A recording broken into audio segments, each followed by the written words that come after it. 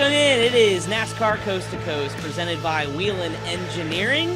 On the road, in the air, and around the world, Whelen is trusted to be seen, trusted to be heard, and trusted to perform. We talk all things grassroots racing, and as always, I'm joined by my co-host, Kyle Rickey, out in Connecticut. My name is Chris Wilner, MRN Pit Reporter here in Concord, North Carolina. Kyle, we are nearing the end of May already. Lots to talk about, but finally we got to talk about some NASCAR Pinty Series. We're going to kick off the show with that because they finally opened the season. I know we always seem to wait every year deep into May before we get to talk about the NASCAR Pinty Series, but Sunset Speedway was the site of the season opener, and what a great race with Trayton Lapcevich coming out on top over a star-studded field.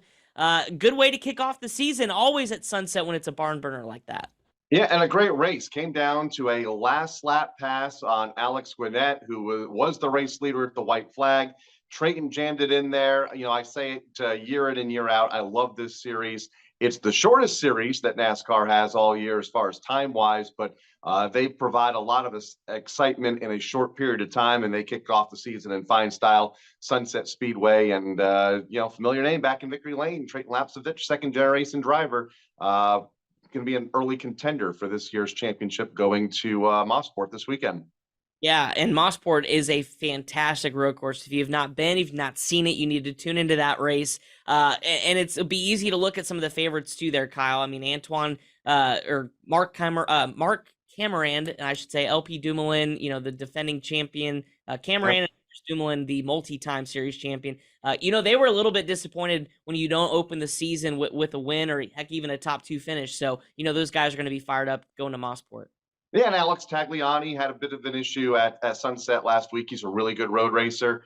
We should mention Mosport is also a Canadian Tire Motorsports Park. Forgot to mention that a moment ago. The NASCAR Craftsman Truck Series ran there for a number of years. It's kind of a staple for the NASCAR Pinty Series up there in Canada, usually running there twice a year. A great road course, and going to be another good race this weekend as we go back-to-back weekends north of the border. Yeah, can't wait for it. NASCAR Pinty Series, again, like Kyle mentioned, back in action again on Saturday. Now, before we get to today's guest, who, by the way, knows a thing or two about winning races, we're talking about Justin Bonsignore, the three-time NASCAR Whelen Modified Series champion. Kyle, we're going back to Riverhead, and it's the first of three for the NASCAR Whelen Modified Tour as we get set to get the series back in action. One of the coolest racetracks, and they just opened their season not too long ago, probably about a week ago, so a fresh start to 2023. What can we expect at Riverhead? I mean, I feel like you can always talk about the Bonsignores and the Kobe's and the Silks, but, a bull ring like that and a storied racetrack like that always brings out maybe some new faces. Yeah, and Timmy Solomito's going to run. That's been his home racetrack for a long time, growing up there on the island. You might get a Kyle Soper up front, who has found success there in recent years, one of the Riverhead Raceway regulars. But you touched on a lot of the names there. Ron Silk coming off a Spring Sizzler win. Doug Kobe picking up a win there in this race a year ago. And we'll talk to Justin here in a little bit, the most recent winner at Riverhead Raceway, and kind of grew up there. He won his first ever NASCAR Whelen Modified Tour race there nearly more than a decade and a half ago now, pushing 2 decades, hard to believe. So it's his home racetrack. So I think they're all going to be contending up front at 8 p.m. on Saturday night on Flow Racing. I'm curious. I mentioned it is the first of 3 visits for the tour this year. Do you like that maybe certain racetracks we have multiple races at? Kind of like we do on the NASCAR National side. We'll visit Kansas a couple times and things like that. But do you think the tour guys enjoy that? Maybe they can learn something this round that sets them up for success later on if things don't go well?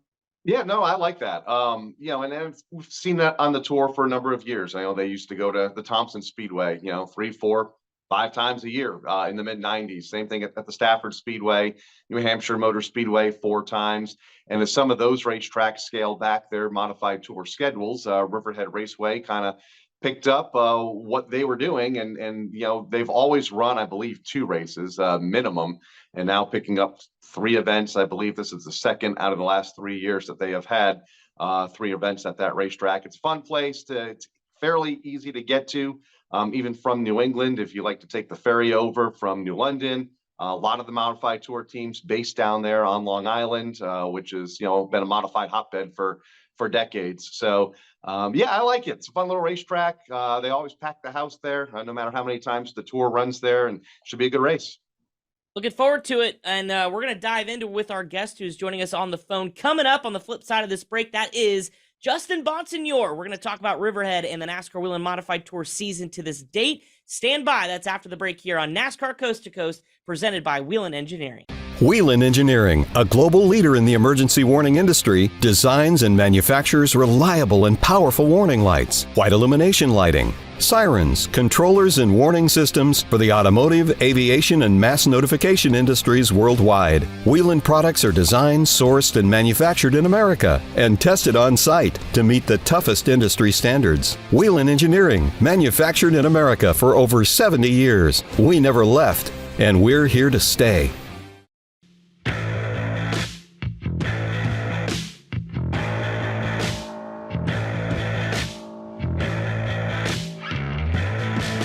Welcome back to NASCAR Coast to Coast, presented by Whelen Engineering. As promised, standing by on the phone, it is multi-time NASCAR Whelen Modified Series champion and former Riverhead winner, Justin Bonsignore.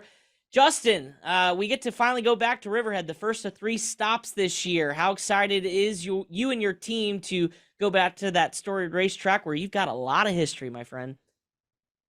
Yeah, of course. We love going home. A lot of fans and family and friends that come out and watch us race, and we typically unload well and compete and contend for wins. So we're hoping to do that again. And most of all, it's just nice to not have to travel for once. These are the only 3 races of the year for me that are within a couple hours. This is 20 minutes away, so that's nice. And just looking to continue on with the success we had last September. We struggled there for a year and a half for our standards and how we feel we should run, and got back to victory lane at the end of last year and had a really good car that night. We're hoping to do the same again this weekend. So by my count, you have 9 tour wins there. Other than just general experience and growing up at that racetrack, what are some of the keys to success in getting those 9 wins, without giving all your secrets away, of course? Oh, well, it always boils down to you gotta have a good race car. And, since Ryan Stone's come on board, we've I think we've won 4 or 5 of those races, but there's a lot of things that go into Riverhead. You get, a long race, no pit stop. You got to have a car that will keep the tires on it, but at the same time, you be set up too tight, because if you don't roll through the center of the corner, you get a lot of wheel in the car to make a turn, and then it gets loose off and you burn the tires off anyway. So it's a really fine balance of making the car turn in the center, but still being tight enough to keep forward driving it for the long race with no tires. So it's a big balance, but we can unload there. And with my experience, I know right away in practice, typically very confidently that we need to make some changes or we're in pretty good shape. It's just like you said, the experience, I think, of racing there for so many years with a lot of success at the same time gives you good confidence in knowing what adjustments and plans to make in your race car during the day for when it's going to be a night race. How big, I mean, obviously your notebook there has to be big just from over the years, but how much has your setup notes and things changed? How has the racetrack changed to where you guys kind of have to tweak that each and every year, or has it stayed relatively consistent? It's actually changed a lot. The racetrack went through some repaves in the corner. I want to say in 2019, they repaved one end of the track, and then I believe during COVID, they repaved the other corner. And then at the same time, they started spraying the PJ1. So every time we go there, it tends to be a little different. It's been a few years now with the pavement, but each and every time we go there, they will spray different lanes, and they try and get it to be a pretty evenly raced 2-groove track, which sometimes you go there expecting to be running around the bottom, and you're running right around the top of this little quarter-mile racetrack in the 3rd groove, and it's the fastest way around. So the racetrack itself and the management there will throw you for a loop with how they prepare the track each time. But before they did any of that back years ago, we had a really good package there that, we could show up with the same thing each and every time, and we were confident that we could contend for the win. And kind of got thrown for a loop, lost a race 2 years ago, and then kind of chased our tails trying to find some magic. And like I said, we got that back last September. And we're hoping that what we found for that race will carry over into this year, but I'm sure it'll take a little bit of tuning.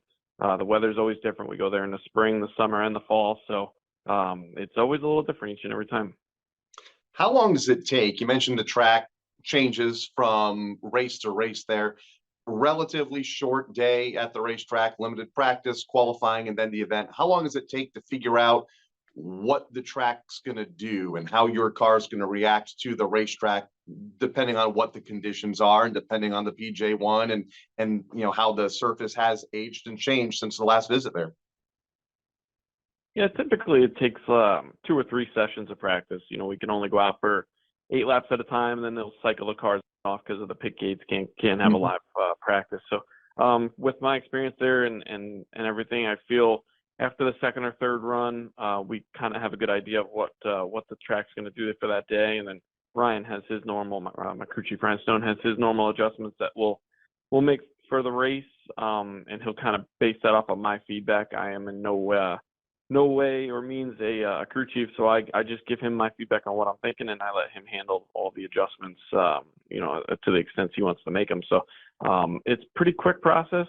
Track usually has speed in it right off the truck. Sometimes you go out there and your first or second run of the day will be your fastest, and then the track will actually slow down as you go on. So it's just keeping up with that, not chasing yourself too much, and just using the notebook of what it did, last spring to try and make the right adjustments based off the temperatures and how the weather is that day. Let's take a look at this season. Consistent to start. I know you're still working on that first win of the season on the national tour, but a second at New Smyrna, 4th at Richmond, and of course 5th last time out at Monadnock. How would you evaluate your start to the 2023 season? Yeah, it's been consistent for sure. It's last year was a tough one for us of a lot of inconsistency and failures. So this year it's been a good start to the year. Took a maybe 5th or 8th place car at New Smyrna and ran second with it, and Richmond took a 2nd place car and finished 4th, and same thing at Monadnock, finished 5th. So we're kind of hovering there in that 2nd to 6th place range, I think, right now, each and every week, which is good. If you put yourself in those positions every week and contend in the top 3 to 5, you'll win races. So we're just top 5 in them to death right now and keeping ourselves in the hunt. And we've still not got our heads wrapped around the tire and what I'm looking for in the race car. Still fighting a little bit of that and just trying to make it to the end of the races and have the most tire left at the end. So it's always a moving target, and we're just trying to find what makes me happy and what keeps the car fast at the end of these races.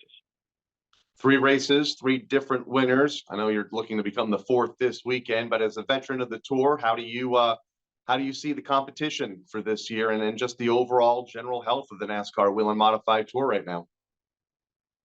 Yeah, it's been an impressive start. It was, obviously great to see Silk's new team get their first win together, and then seeing the Murphy team with Austin Beers get their first win after numerous years on a tour is an amazing thing. And parity in our series is not a bad thing.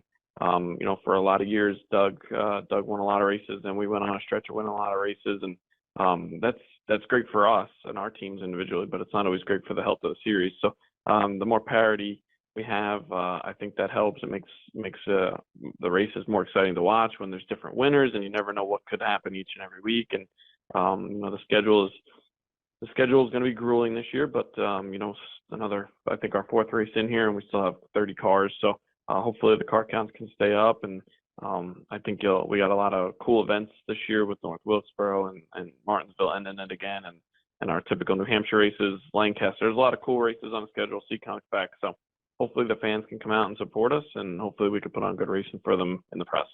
Yeah, and you mentioned that grueling schedule. I mean, this is the most races the tour's had in over a decade. How has that challenged you and your team, if any, a little bit more in terms of the day to day and the maintenance and things like that? Because I can imagine for smaller teams, it's a big adjustment. But how do you guys handle that larger schedule this year? Yeah, it's tough for all the teams. We only have Ryan, our crew chief, is the only full-time employee on the team. Everybody else is volunteers, so they're sacrificing their vacation days and their sick days to go racing. A lot of people on the series, I feel, must own their own companies or have easy bosses that will let them miss days, because we do have a lot of travel for a series that's mostly conducted or compiled of volunteers. So people are really flexible with that. I mean, it's been a slow start to the season. We've only had 3 races since Speed Weeks in Daytona, so it's been spread out. But it's going to start hitting little bit of a full speed here soon, and then late summer, August, September, October are going to be hectic, and hopefully the car counts don't get affected too much by that. But there's a lot of locals or guys in certain areas that pick and choose certain races, and there always tends to be at least 25 to 30 cars at every race, which is great. So if we can keep that up, I think that keep the series healthy, and it's definitely going to be tough. The travel is going to be tough this year, but NASCAR 75th year, they're trying to put together a big schedule for us, and you have to commend them for that. So hopefully everything can continue to be strong though. My final question for you, you mentioned New Hampshire Motor Speedway here in a couple of months' time. That's scheduled to be, if all goes right here these next couple of months, your 200th start in the series, a multi-time champion now. Does it feel like 200 starts for you? I knew that was coming this year. I was looking at some stats over the winter, just looking at some things, and I noticed that we were close to that. So it's cool that it would be at New Hampshire. That would be an amazing one to win, possibly that day in their 200 start. But it's been a journey for sure. I started full time in 2010, and I've been with Ken Massa and his family and M3 Technologies the whole time. So I had 2 starts before that, so we've been together for the entire time nearly, and it's been a great relationship. We're friends away from the track. He's helped me personally with advice and just helping me grow up as an adult, and it's helped me now get my business started together that we're partners in, and it's a great relationship, and hopefully we can get to 300 together. I don't know. I guess if NASCAR keeps adding races, it'll be a little easier, but not getting any younger. So 300 would be the next goal, I guess. Oh, that's awesome. What a moment that'll be too, for sure, at New Hampshire. Well, before I let you go, I got to ask you, when we go to your home track here this weekend at Riverhead, who's going to be somebody that like, okay, I'm going to have to probably race this driver or this driver for the win here this weekend? Who do you have your eye on? Yeah, there's a few for sure. Doug Kobe's been on a real good hot streak there lately. But then again, Ron Silk and Austin Beers have been fast each and every week this year, and John McKennedy as well. So then there's a host of local track guys. Dylan Slepian, good friend of mine, works for Ken. He's been fast on the weekly side of things, and Eric Goodale. There's a handful of guys you just don't know until you get through practice and see what people unloaded with. Patrick Elmerling's another one off the top of my head that just won there recently. So hopefully we're up there with them and can just keep it under us for 200 good laps.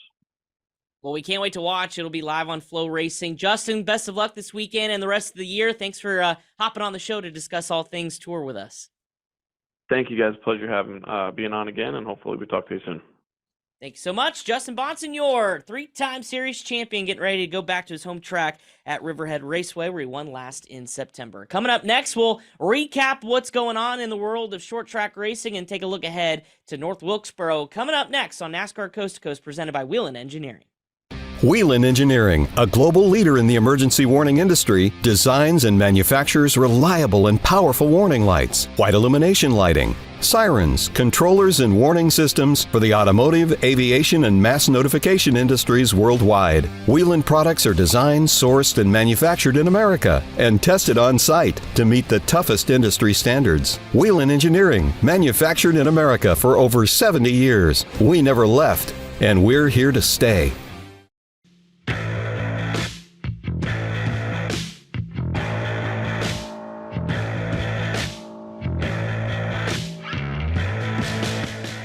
Welcome back to NASCAR Coast to Coast, presented by Whelen Engineering. Great conversation, as always, Kyle, with Justin Bonsignore, a driver you know pretty well throughout the years, and a guy that, again, all eyes are going to be looking toward here when the tour visits Riverhead this weekend. Yeah, hard to believe we're 3 races in, and he is not yet taking a checkered flag, but I think his best shot is this weekend at a racetrack that we talked about earlier. He kind of grew up at that, but a lot of the modified regulars have grown up at Riverhead Raceway, including the likes of Timmy Solomito and such. So going to be a good race this Saturday night. Let's go back and take a look at what happened with the ARC Menard Series East out at the Nashville Fairground Speedway Music City 200. Luke Fenhouse picking up the win, a young driver who's really making a name for himself here in the early part of the season. I think a lot of people tabbed him as a contender, and it only took a couple races for him to find the checkered flag here for his first win of the season. What were your thoughts about his drive, Kyle? I think pretty impressive to say the least. Nashville is a super cool racetrack. Anytime ARCA visits there, obviously we talk about when the late models do and things like that with the All-American 400, but ARCA at Nashville always puts on a good show, and they did so again this past week.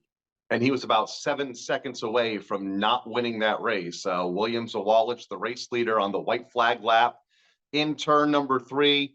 Car spun in front of the race leaders. Caution comes out. And of course, under ARCA Menards rules, the races don't end under caution. They'll go back to at least one green flag lap. And when they did, Luke made his move up the back straightaway on the final lap, moving to the inside of William to pick up the checkered flag and to win his first East win of the year. So another thriller for the ARCA Menards East Series at one of the legendary short tracks of the Nashville Fairgrounds Speedway. So they're going to another legendary short track this weekend in Flat Rock for the first time ever for the East Series. Yeah, and for William Sawalich, you're thinking, man, my time's coming, right? Like you look at what happened at Phoenix, and he was close at Dover, and now a last lap pass. I mean, he's there, right? It's just about maybe a little lady luck on his side. He was there. Oh yeah, and if it wasn't for that caution, he had, I think, 8 or 9 car lengths on Luke on that white flag lap, and then the caution came out, and everything was reset for a 1-lap shootout, which he came up short. Well, the consolation for William Sawalich is he still is the ARCA East points leader, so he walks away with that. He did capture his 3rd pole of the season too as well, so we know the speed behind that race car. So the Dutch Boy 150, Kyle mentioned at Flat Rock coming up this weekend. How about Billy Venturini is getting in the seat, Kyle? It's been 17 years, I think, is the mark that team owner Billy Venturini with Venturini Motorsports is going to trade the owner's hat for a driving helmet. I mean, how cool is that to see him get back behind the wheel this weekend? He says he's not coming out of retirement. This is a one-off deal. It's a racetrack in which he never got to race on when he was competing. We've mentioned the ARCA Menards Series hasn't run there since 2000.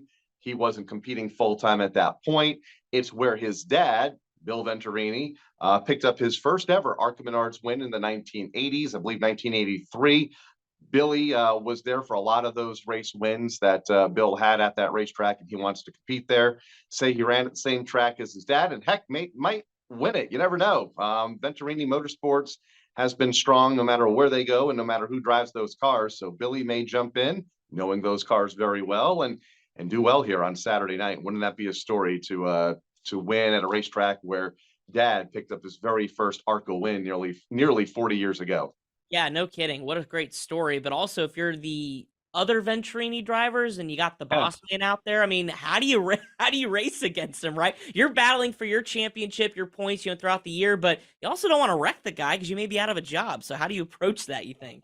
Be a lot of tiptoeing around the racetrack. You gotta, find the line and hold your line if Billy's quicker.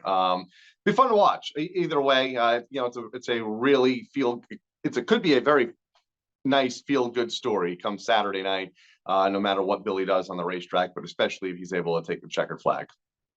Good stuff. Looking forward to it at Flat Rock coming up this weekend. Let's get to some other news and notes, Kyle. And, the first things first, everybody's probably wondering, why haven't they talked about North Wilkesboro yet, right? The ASA All-Star Tour, Cars Tour's there to kick off All-Star Weekend with the NASCAR Cup Series. Well, when we record this, they still haven't raced yet, Kyle. Mother Nature just laid down the hammer once again with an incredible thunderstorm that rolled through the area Tuesday afternoon, Tuesday evening, right after cars were on the racetrack for practice, leading up to this highly anticipated event. So as we record this, nothing's happened. It's going to be a triple header on Wednesday in terms of action on the racetrack. But I'd like to visit it a little bit, especially when you look at this ASA National Tour. I mean, they're going to be the first ones out there before the Cars Tour, but again, a lot of heavy hitters are going to be running with it. Jordan Taylor's going to be out there as well. What is the vibe you think around this ASA National Tour, especially after a couple races into the season? That's a big deal, especially when you have Dale Earnhardt Jr. in the house and all of these other NASCAR National Series competitors that are there and creating a lot of the hype around this event. Felt so bad for the teams last night. Full day of practice. Had some track issues that were quickly repaired. So kudos by everybody there at the North Wilkesboro Speedway on getting the track back together down in turn 1. Right in the middle of qualifying, it started to rain. It cleared out. And then the big one approached about a half hour or so later, I mean, the skies were as dark as you'll ever see. Very ominous looking clouds rolled through and lightning. And at that point, officials decided, let's just do it tomorrow. Going to be a huge triple header day. I don't know how they're going to put everybody in the infield and that whole transition period to get the Cars Tour teams in, to get the ASA National Series out. But I mean, the best of the best in short track racing around the country, no doubt, are there between all of the events that are going to happen here later tonight at North Wilkesboro Speedway to kick off a very busy week there. Yeah, absolutely. And we talked about it last week too, the amount of Cup Series drivers and NASCAR National Series drivers that are saying, I need to be a part of this. Kevin Harvick, obviously Dale Earnhardt Jr. But how about some sports car guys like Jordan Taylor running an oval in a Pro Late model? I mean, I didn't have that on my bingo card, but the reaction to him after running the road course at COTA in the Cup Series to fill in for Chase Elliott, I think sparked his more interest to get back and try some ovals. I mean, he's only been turning left and right his whole career, but it'll be interesting to watch. He's also in a Jeff Gordon livery, which is kind of cool. It's got different sponsors, obviously, but it's got the rainbow colors. What do you think about Rodney Sandstorm tackling the oval there at North Wilkesboro? I wonder if he'll have his Jeff Gordon jacket while roaming the infield over the course. Yes, that too. Former Rolex 24 winner. Never saw that coming. Like you mentioned, racing at North Wilkesboro Speedway in a super late model. So it's going to be fun to watch. Later tonight, as we record this, I think they're kind of filling the infield as we speak with people. The cars have been there. Hopefully the track is dried out. The infield is dried out. Place looks great.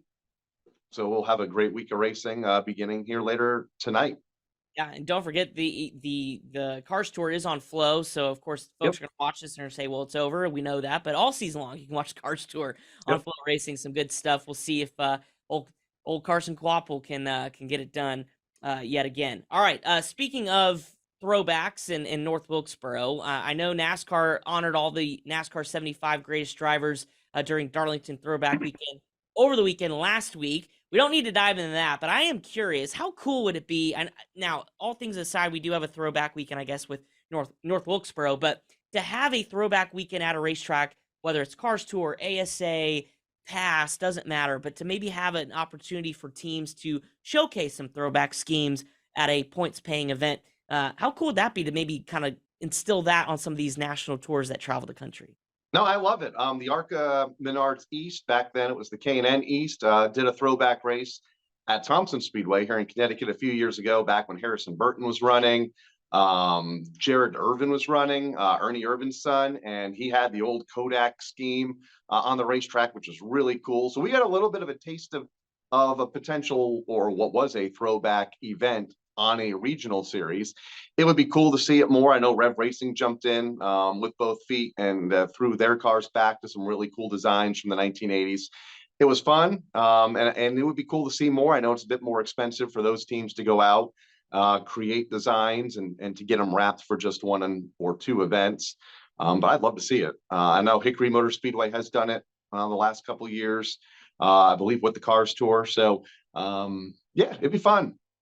Yeah, no kidding. So hopefully we'll see more of it to come on our grassroots racing's level. All right, Alaska Raceway, folks, by the way, yes, they do race in Alaska. Their season did kick off on Saturday. You can watch that on Flow. That is one of the many grassroots and NASCAR on Flow elements that you can check out on Flow Racing. So if you don't have a subscription, definitely get that. I did want to give a shout out to Connor Zillage. It's a name that we've talked about a little bit, picking up a pro late model win on the Cars Tour side just about a week or so ago, week and a half ago. This kid can win in anything. He runs MX5 Cup in Mazda, picked up a win out at Laguna Seca where I was this past weekend. He's also done micro racing at Millbridge on the dirt. So keep an eye on young Connor Zillage. Want to give him a shout out too as well. Young racer in the making, and I think he's going to be making a Cars Tour appearance here tonight when we record this on Wednesday in the Pro Late Model feature. So young Connor Zillage, one to keep an eye on here as we go throughout the season. All right, Kyle. Well, enough of us talking. We got to get to, well, some of us will get to North Wilkesboro. Also, plenty of racing coming up on the calendar this weekend. Where are you going to be at? Now that Spring Sizzler's over, are we back to normal Friday programs for Stafford? We are back to normal Friday programs. Quick shout out to Jimmy Blewett, who won the SK Modified season opener last week, his first SK win at Stafford since 2006. I did the math. It was like 4,285 days or something crazy like that. But yeah, we're back Friday night. The Open Modifieds will be in competition for a second consecutive week. And then we'll see what Saturday brings. Hopefully not rain, but that is right now what is in the forecast. Well, I'll do the rain dance for you, as I always do, Kyle. Hope you have a good show up there. And don't forget, speaking of North Wilkesboro, coverage live on the Motor Racing Network. That is your home for all things Wilkesboro when it comes to the NASCAR Craftsman Truck Series on Saturday afternoon. Of course, the Pit Stop Challenge for our Pit Crew Challenge. And then, of course, Sunday's NASCAR All-Star Race and the Open. Live coverage on MRN. It all begins Friday, 4 p.m. Eastern Time with Cup Series practice and, of course, the Pit Crew Challenge to follow. That's something, Kyle, that we didn't really get to talk a whole lot about, but I'm glad it's back. I remember the old days with the Pit Crew Challenges and how entertaining it was for the fans and to showcase the men and women that really are the unsung heroes, right, each and every week. And so to now have that back, it's got to be really cool. Yeah, started at the Rockingham Speedway back in, I think, the early 90s, maybe the late 80s, went away for a while. In fact, it just came up in my memories on social media, the old Pit Crew Challenges in like 2008, 2009 in downtown Charlotte, when we used to cover them down there in the arena downtown. Those were fun, seeing all the pit crews come together and having a really controlled environment to host those competitions. And then they went to Charlotte Motor Speedway to set the starting lineup or help set the starting lineup for the All-Star race. And now they're back at North Wilkesboro. So going to be a good way to kick off the NASCAR Cup Series portion of All-Star weekend on Friday night. Don't forget, MRN, again, North Wilkesboro coverage begins Friday. Hope if you're in the area, you're going to go check it out because it's going to be a weekend I'm sure many people won't forget. Well, thank you so much to Justin Bonsignore for joining us and providing us with some insight. Of course, good luck to him and the rest of the NASCAR Whelen Modified crew out at Riverhead. For Kyle Rickey, my name is Chris Wheeler, producer Pat Jaggers. Thank you so much for tuning into this week's episode of Coast to Coast on MRN, presented by Whelen Engineering, on the road, in the air, and around the world. Whelen is trusted to be seen, trusted to be heard, and trusted to perform. Enjoy the racing weekend. Of course, we'll recap all things Wilkesboro and get set for, well, what is one of the biggest weekends in Charlotte down here as well, NASCAR Coca-Cola 600 weekend, Memorial Day weekend next week. We'll talk about it all next time. See ya.